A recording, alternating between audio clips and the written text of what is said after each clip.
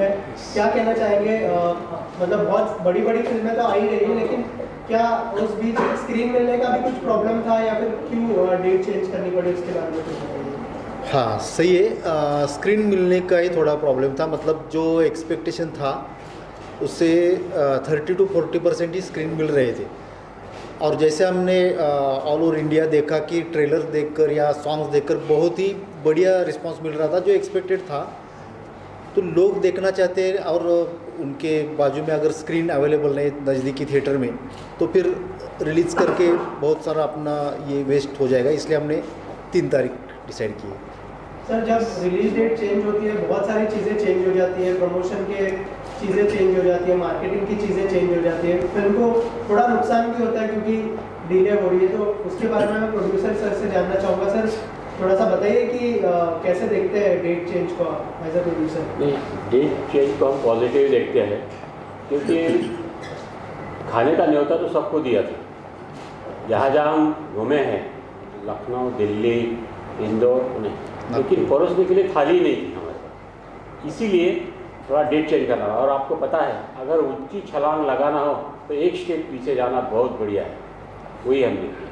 Film के actors से जानना चाहूँगा कि आप लोग सिटी टूर करके आए हो अलग अलग जगह पे, किस तरह का रिस्पांस मिला है आप लोगों को? और अगर आप अपने अपने किरदार के बारे में थोड़ा सा शेयर करना चाहें हमारे ऑडियंस के साथ। रिस्पांस तो बहुत पॉजिटिव रहा है, और जितना हम घूमे हैं दिल्ली, लखनऊ, चंडीगढ़, नागपुर, पुणे, सब जगह पे नॉट ओनली जर्नलिस्ट बट जिन ऑडियंसेस जो मिलने आए हमें ट्रेलर देखकर और गाने देखकर, उनका बहुत अच्छा रिस्पांस रहा है। They are eagerly waiting for the film, और काफ़ी समय बाद ऐसी फिल्म आ रही है जो सारी फैमिली मिलकर देख सकती है, और because of the engagement factor जो है उसमें।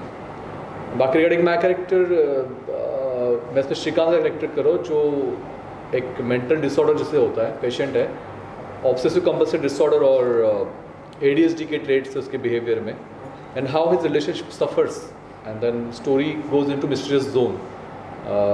इसकी कहानी है, बड़ा इंटरेस्टिंग है कैरेक्टर, बाकी स्टोरी के साथ बड़ा मजा आएगा आपको देखने में।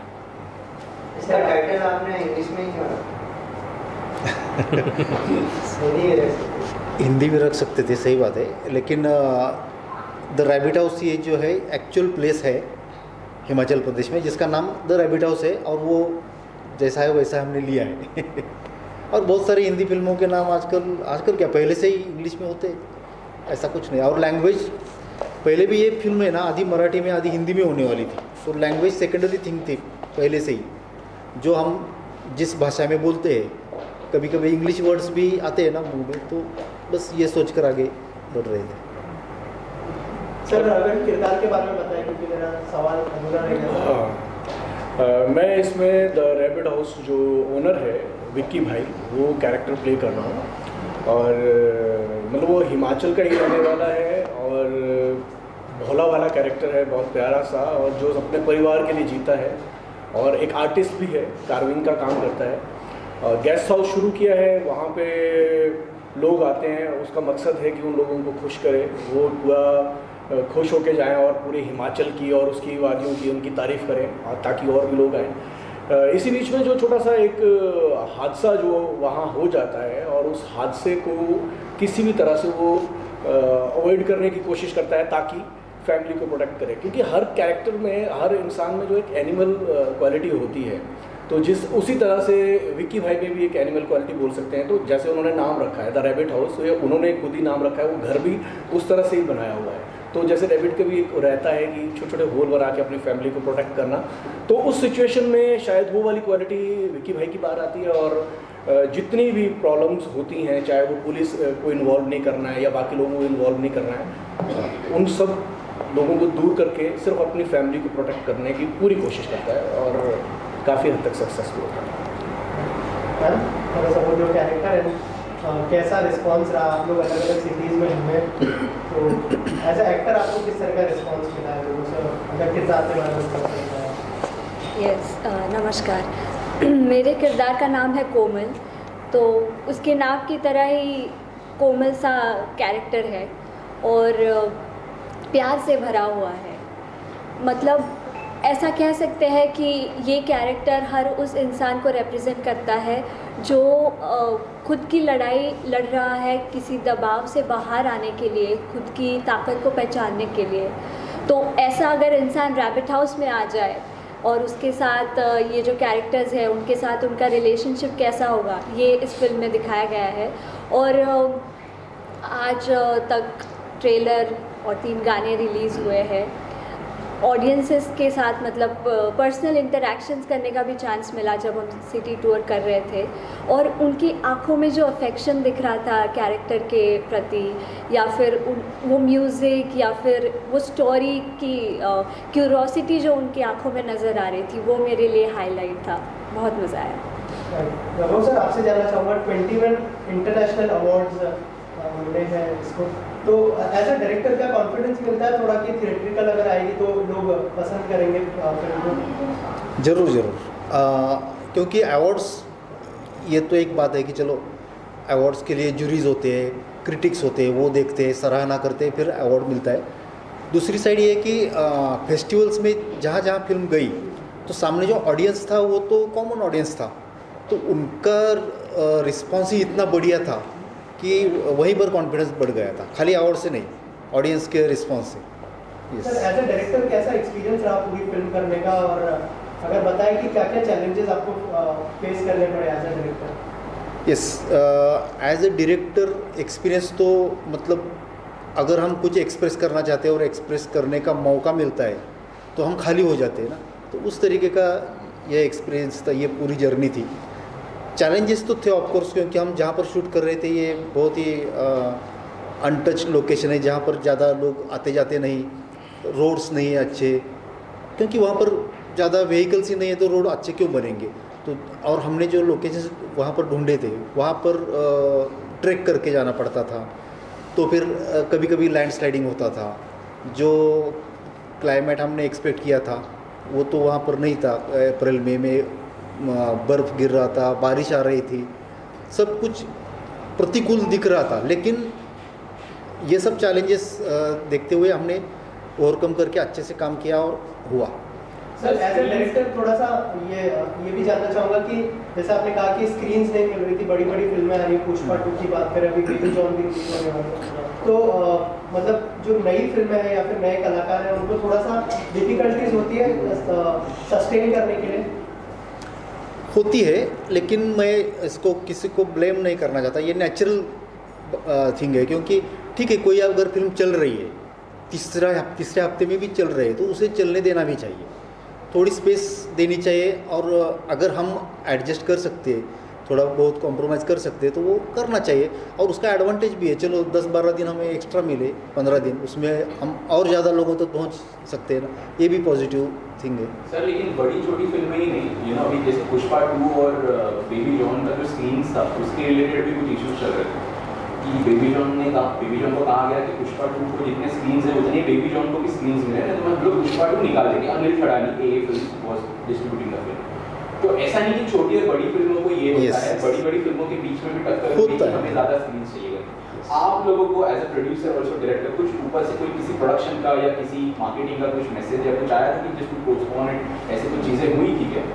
आई mean media is there, you can share what. Yes, जरूर इसका डिस्कशन चल रहा था, मैसेज आ रहे थे कि चलो आप थोड़ा आगे अगर जाएंगे तो अच्छा रहेगा, दबाव नहीं था, लेकिन ये डिस्कशन चल रहा था और हमने भी माना ठीक है, अभी करेंगे, कम स्क्रीन्स मिलेंगे तो थोड़ा ज़्यादा लोगों तक नहीं पहुंच पाएंगे, और उनकी फिल्म चल रही है, ऐसा नहीं कि चल नहीं रहे फिर भी उनको थिएटर चाहिए, ऐसा भी नहीं है, तो ठीक है करके हमने डिसीजन लिया, मतलब प्रोड्यूसर ने खास करके ये बहुत बड़ा डिसीजन लिया कि चलो हम आगे की डेट ले लेते हैं। सर, आप कुछ ऐड करना चाहेंगे इसमें? नहीं, जैसा कि पहले भी बात की है कि जहाँ हमने सिटी टूर तक पहुँचे, लोगों का रिस्पांस बहुत बढ़िया था, और वो रिस्पांस देख के छोटे जो कम स्क्रीन मिलने वाले हैं उसमें एडजस्ट करना वो सही नहीं था, इसलिए हमने थोड़ा आगे जाने की सोचा, आगे की डेट सोची, और उससे क्या हुआ कि हमको जैसा भी अभी बताया है कि हमको और थोड़ा टाइम मिला, और थोड़ा प्रमोशन के लिए टाइम मिला, ताकि ज़्यादा लोगों के पास हम पहुँच सकें।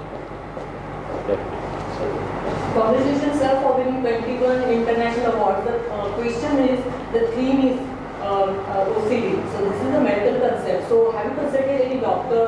So it will be proper, like it will have led to it. Yes मैं काफ़ी साइकेट्रिस्ट से मिला हूँ बिकॉज ये सब्जेक्ट ऐसा था, ये कैरेक्टर ऐसा था कि आप ऐसी लाइटली प्रेजेंट नहीं कर सकते।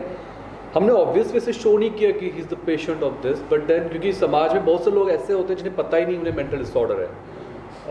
We just focused on how relationship gets affected. But हाँ, प्रिपरेशन में जब हमारे वर्कशॉप्स हो रहे थे तो I met lot of psychiatrist. मैंने काफ़ी पेशेंट्स का बिहेवियर ऑब्जर्व किया था, मैनरिज्म स्टडी किया, उसको हमारे सीन्स के साथ जोड़ा गया, how to present it efficiently. तो आई थिंक काफ़ी हद तक हम सक्सेसफुल रहे, क्योंकि कुछ डॉक्टर्स को भी हमने फिल्म दिखाई थी, they were very happy to see the patient, the way my character got developed, they were very happy that बड़ा एप्ट है, बड़ा परफेक्शन के करीब है जिस तरह से पेशेंट्स होते हैं ऐसे। Did you read any books about that, preparing for the role? I have been studying obsessive compulsive disorder and ADHD since long. After signing the film, I have been studying it, और mainly guidance psychiatrist का रहा है। Sir ये the rapid house जो है ये है क्या, इसके बारे में थोड़ा सा रिवील करिए। मतलब आप बोल रहे हैं ये किसी ने देखा भी नहीं है, रिवील भी नहीं है, तो ये क्या है द रैपिड हाउस? नहीं, किसी ने देखी नहीं ऐसा नहीं है। रैबिट हाउस नाम का होम स्टे है हिमाचल प्रदेश में, जहाँ लोग जाते हैं, रहते हैं। ये 120 साल पुराना घर है, उसमें 16-17 रूम्स है जो इंटरकनेक्टेड है। जैसे नाम है रैबिट हाउस, तो रैबिट होल जैसे रहता है वैसा है। तो कभी कभी हम फंस जाते हैं कि एंट्री तो यहाँ से ली, एग्ज़िट कहाँ से ले, एग्ज़िट का दरवाज़ा कभी कभी नहीं मिल पाता। तो ये मन की सिचुएशन भी हो जाती है, कभी कभी किसी सिचुएशन में हम अटक जाते हैं तो यहाँ से कैसे बाहर निकले। तो मन की सिचुएशन रैबिट हाउस जैसी हो जाती है सिंबॉलिकली अगर देखा जाए तो।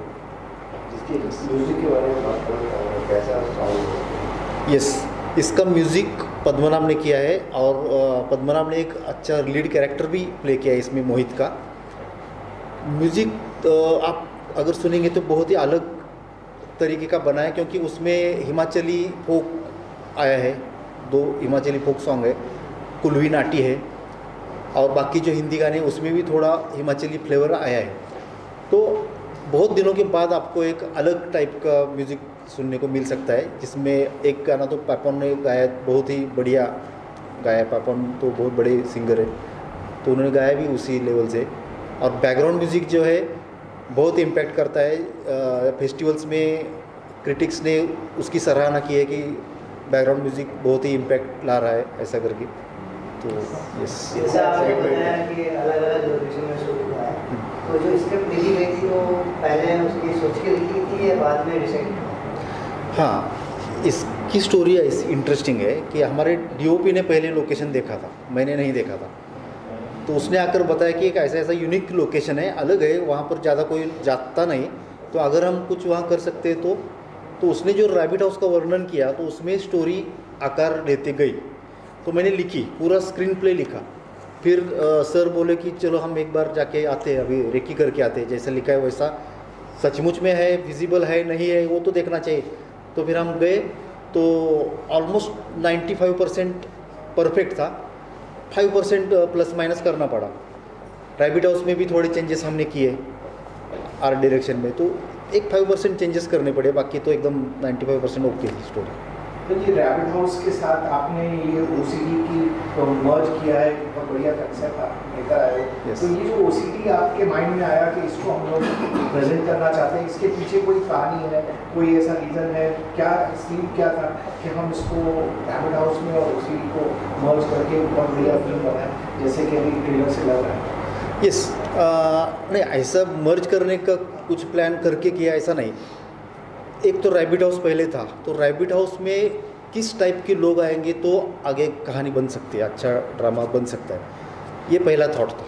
तो फिर कैरेक्टर्स आए, फिर OCD वगैरह उसको नाम बाद में आए। पहले कैरेक्टराइजेशन हुआ कि एक लोग होते हैं कि चलो उनको हर चीज़ परफेक्ट चाहिए होती है, तो उनका बैलेंस एक साइड में गया होता है, जिसको हम मानसिक बीमारी कहते हैं। तो उससे अगर फिर अमित ने ज़्यादा रिसर्च किया कि चलो ये OCD किस टाइप का है, क्या है इसमें, कौन से ट्रेड से, तो अमित ने इस पर बहुत सारा स्टडी किया।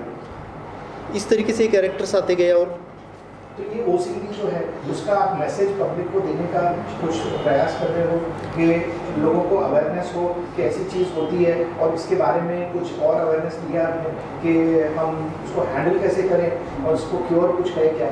नहीं नहीं, इस पर कोई भी भाष्य हमने ऐसा नहीं किया है।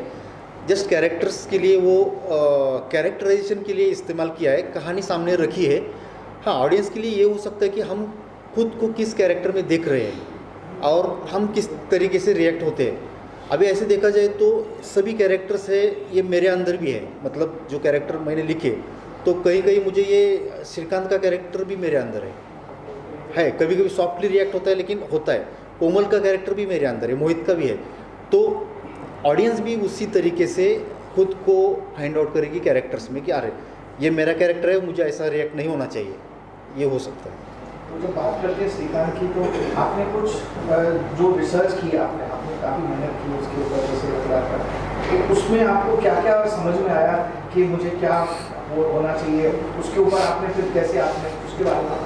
एक तो बिहेवियर काफ़ी वियर्ड होता है, अनप्रेडिक्टेबल होता है, और गुस्सा आता है बड़ा इरेशनल होता है। जैसे नॉर्मल इंसान रैशनल गुस्सा आता है, उसे कुछ चीज़ उसके हिसाब से नहीं होती है, तो ऐसे कैरेक्टर्स का बिहेवियर काफ़ी रैशनल होता है।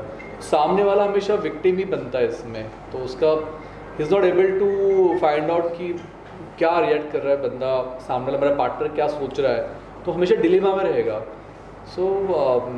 और जैसे सर ने कहा कि ज़बरदस्ती मैसेज देने की कोशिश नहीं की है। पीपल विल, हमारी ऑडियंस लकीली इतनी सेंसिबल हो गई है आज की, आपको स्पून फीडिंग करने की ज़रूरत नहीं है। दे कैन अंडरस्टैंड देमसेल्फ कि भाई क्या लेना है क्या नहीं लेना है। And I think as a high time हम ऐसा सब्जेक्ट एक्सप्लोर करें। ऑडियंस को जब आपने ये प्रेजेंट किया, आपने बहुत सारे शहर, कितने शहर आप घूमे थे और कितने लोगों से आपने अप्रोक्सीमेटली इंटरेक्ट किया था? हाँ, हम 100-200 नहीं ज़्यादा ही, क्योंकि ज़्यादा फेस्टिवल्स में भी बहुत एक फेस्टिवल में 400-500 लोगों से इंटरेक्शन होता था। तो इतने लोगों से जब आपने इंटरेक्ट किया, हाँ। तो हर आदमी इस पिक्चर को थोड़ा थोड़ा अलग अलग तरीके से दिखता होगा, उससे आपको भी कुछ समझ में आता होगा। कोई ऐसा इंसिडेंट, कोई ऐसी बात आप बता सकते हैं कि आपको ऑडियंस किस तरीके से इसको देखती है? हाँ, ये होता है कि जहाँ पर हमें समझो लाफ्टर एक्सपेक्टेड है, तो हमने देखा कि अरे कहीं और भी लाफ्टर्स आ रहे हैं जो हमने एक्सपेक्ट नहीं किया था, ये भी आ रहा है। कहीं कहीं जगह पर तालियां भी आती है जो एक्सपेक्टेड नहीं थी। तालियां बजाने ऐसा कुछ है यहाँ इस सीन में, ऐसा नहीं लग रहा था, लेकिन लोग तालियां बजाते हैं। ये तो हमने देखा है, एक्सपीरियंस किया है। यस। और मैम, आप कुछ बता सकते हैं कि लोग आपको उसमें किस तरीके से देखते हैं और कैसा लगता था जब लोग आपको अलग अलग तरीक़ों से देखते हैं? कोई किस तरीके से इंटरप्रेट करता है पिक्चर को, कुछ और लगता है? मेरा इंटरेक्शन ज़्यादातर लेडीज से हुआ है, क्योंकि वो मुझे आकर मतलब बहुत सिंपैथी से देखती थी कि कैसे आपने ये सब सहन किया, कैसे आप ऐसी कैसी रह पाई उस इंसान के साथ रैबिट हाउस में। तो ये प्यारा था बहुत, और वो कनेक्ट कर पाई खुद को उस कैरेक्टर से, वो बड़ी बात थी। बहुत अच्छी फिल्म बनाई है आपने, मतलब ट्रेलर से जैसे लग रहा है। ऑल द बेस्ट, आपको बहुत बहुत मुबारक हो। Thank you so much. उनकी तरफ से आपके लिए Thank you. Successful. Thank you so much, सभी को धन्यवाद। जैसे आपको पता था डेट कि हमारी ये पोस्टपोन हुई है, पहले कोई और डेट थी, तो हम लोग उस नई डेट को लेके ज़्यादा एक्साइटेड हैं। और ये हमारे कंधों पे एक भार आ गया है कि 2025 जो है अच्छी फिल्मों से शुरुआत होगी, और ये हम आपको विश्वास दिलाते हैं कि सही मायने में नए वर्ष की ये एक अच्छी शुरुआत होगी, या एक अच्छी फिल्म लेकर आ रहे हैं हम लोग, और आप लोग ज़रूर देखें और इसका आप भागीदार हों। ये 3 तारीख को, 3 जनवरी को रिलीज़ होगी सभी थिएटर्स में। जैसे कि आप जानते हो 3 जैन को हमारी फिल्म रिलीज़ हो रही है द रैबिट हाउस, जिसका टैगलाइन है हम राज नहीं हम राज है। तो मैं ऑडियंस से ये अपील करता हूँ कि आइए थिएटर में और आप भी हम राज बनिए और एंजॉय कीजिए फिल्म को। यस, बहुत बार ऐसा होता है कि कमर्शियल फिल्म जो ऑडियंस देखने के लिए जाती है, तो कमर्शियल फिल्म बनाते हुए सोचा जाता है कि लोगों को क्या चाहिए, इस फिल्म से ये अच्छा लगा था, उस फिल्म में ये अच्छा लगा था, फिर एक नई कमर्शियल फिल्म बनती है। तो इस टाइप की ये फिल्म नहीं है, ये कमर्शियल है लेकिन ओरिजिनल है, ओरिजिनल कुछ देने की कोशिश की है। और विजुअली बहुत अच्छी है, साउंड वाइज भी बहुत साउंड डिज़ाइनिंग का काम इसमें संकेत दोटकर डिज़ाइनर है, तो उसने बहुत बढ़िया काम किया है। तो ज़रूर ये फिल्म थिएटर में जाके देखनी चाहिए। तो हम हिमाचल प्रदेश का, वहाँ के कल्चर का, रैबिट हाउस का एक्सपीरियंस ले सकते हैं। तो 3 जनवरी को ज़रूर थिएटर में जाके ये फिल्म देखिए, द रैबिट हाउस। 3 जनवरी 2025 को द रैबिट हाउस हमारी हिंदी फीचर फिल्म रिलीज़ हो रही है। इस फिल्म में जो एक कॉन्सेप्ट है जिस पर आजकल कम कंटेंट बनता है, जो हर एक इंसान के बारे में बात करे जो अपनी स्ट्रेंथ को पहचानना चाह रहा है, और इस कॉन्सेप्ट को एक एंटरटेनमेंट वे में प्रेजेंट करना, जिसमें मल्टी जॉनर्स आपको एक्सपीरियंस करने मिलेंगे, thrill, comedy, romance, drama, dance, music, सब कुछ आपको थिएटर्स में एक्सपीरियंस करने मिलेगा ऑडियो विजुअल ट्रीट के साथ। दोनों भी प्रोड्यूसर है। कंटेंट वाइज फिल्म बहुत बढ़िया बनी है, हमारे सभी कलाकारों ने बहुत अच्छा काम किया है। नए साल में लोगों को मनोरंजन और सस्पेंस, थ्रिलर और सब मसाला मिलेगा लोगों को। 3 तारीख को थिएटर में जाके देखिए, मैं आह्वान करता हूँ। और हमारी फिल्म की टैगलाइन क्या है मालूम है? हम राज नहीं, हम राज है।